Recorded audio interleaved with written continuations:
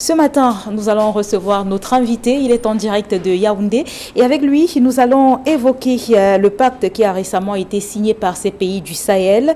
Les régimes militaires du Mali, du Niger et du Burkina Faso qui ont signé, c'était samedi dernier, un pacte de sécurité. Ce pacte de sécurité prévoit que les trois pays doivent se porter mutuellement secours en cas de rébellion ou encore d'attaque extérieure.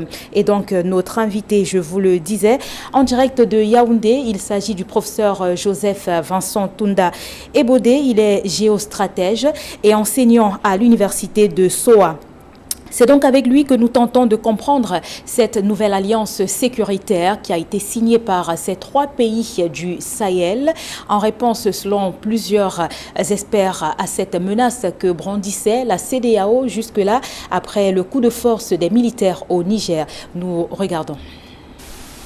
Merci également de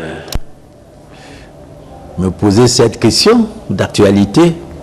Je crois qu'on peut faire plusieurs niveaux d'analyse. Une première manière serait de lire la coalition que les trois États viennent de former en rapport aux menaces intérieures. Et de ce point de vue, ce serait donc une mutualisation des forces pour faire face principalement aux menaces terroristes. Une autre manière de lire serait d'orienter leurs efforts mutuels par rapport aux menaces extérieures. Et de ce point de vue, on voit à l'horizon la menace de l'intervention de la CEDEAO, principalement au Niger. Et lorsque vous savez que les trois États partagent à la fois la menace terroriste, mais aussi le régime militaire, et dont un est aujourd'hui sur la sellette de la CEDEAO, on peut donc dire que cette mutualisation des forces a aussi pour objectif de parer à toute éventualité si jamais il y avait une intervention de la CEDEAO ou alors une intervention d'une puissance extérieure qui, dans le cas d'espèce, pourrait être la France. Et je crois donc que voilà les deux principales lectures.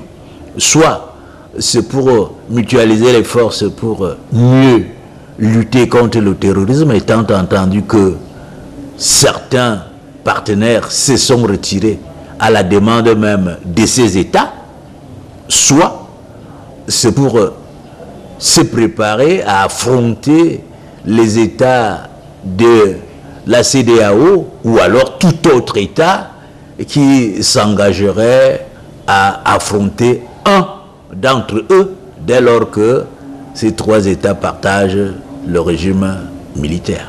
On ne traite pas tous les Occidentaux de persona non grata. Dans les trois pays, le point commun par rapport aux Occidentaux, c'est la dénonciation du partenariat avec la France. Vous savez que même au Niger, les États-Unis tirent leur épingle du jeu. Au Mali également. Donc on ne peut pas parler des Occidentaux en général.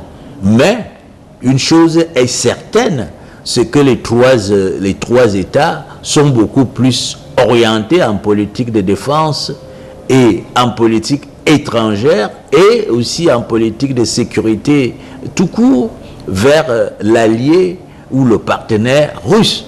Et donc on peut penser qu'à terme, la cohabitation entre les partenaires occidentaux et le partenaire russe va poser les problèmes et que ces États seront amenés à ce moment-là à prendre la décision qu'ils jugeraient opportune pour la défense de leurs propres intérêts.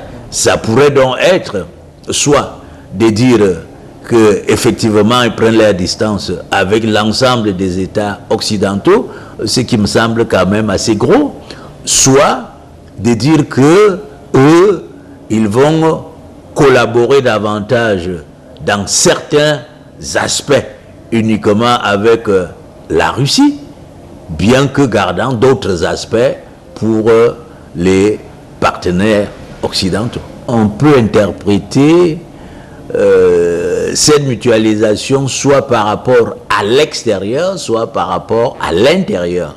Alors cette question suppose qu'on pourrait aussi, du point de vue de l'intérieur, juger cette coalition comme une menace à la gouvernance civile. C'est ça l'idée qui se trouve derrière. On peut penser qu'effectivement la coalition peut avoir cette orientation à densifier, renforcer là où les militaires sont au pouvoir.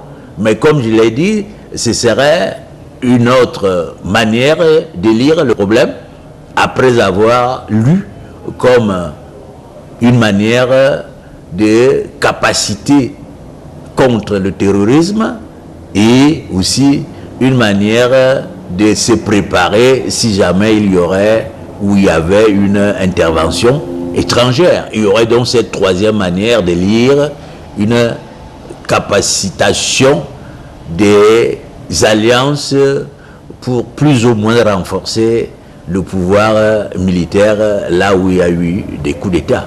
Pourquoi pas? C'est une possibilité comme une autre, mais les deux précédentes me semblent les possibilités ou des raisons majeures. Cette troisième viendrait en complément.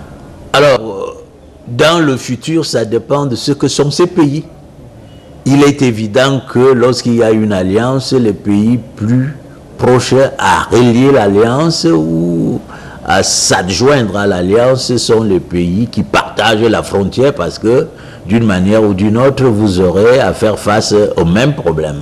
Donc on peut avoir cette tentation d'adjoindre d'autres pays, mais le partage ou alors le facteur géographique n'est pas le seul élément. Il faut-il encore que le facteur culturel soit un élément, le facteur économique, mais aussi le facteur idéologique. Ce que j'entends ici par idéologie, c'est la vision.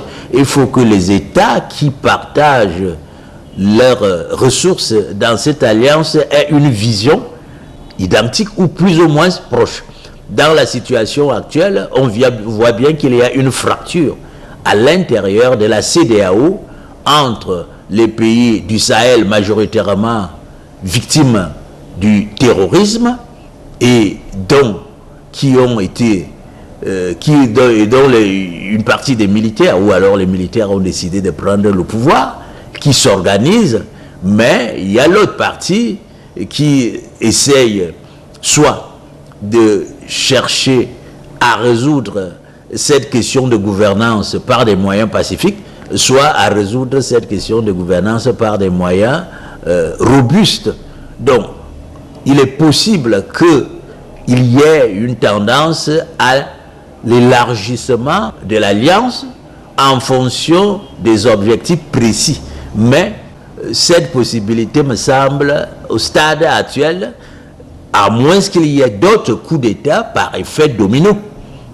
S'il n'y a pas d'autres coups d'État par effet domino, au stade actuel, la possibilité d'un agrandissement de cette alliance sur la seule base du facteur géographique ou du facteur économique, du facteur politique ou militaire, me semble être faible dès lors qu'ils ne partageraient pas la vision qui serait de faire en sorte que les militaires se renforcent entre eux parce que soupçonnant les civils d'acquaintance avec les puissances extérieures et décider donc de renforcer leur union.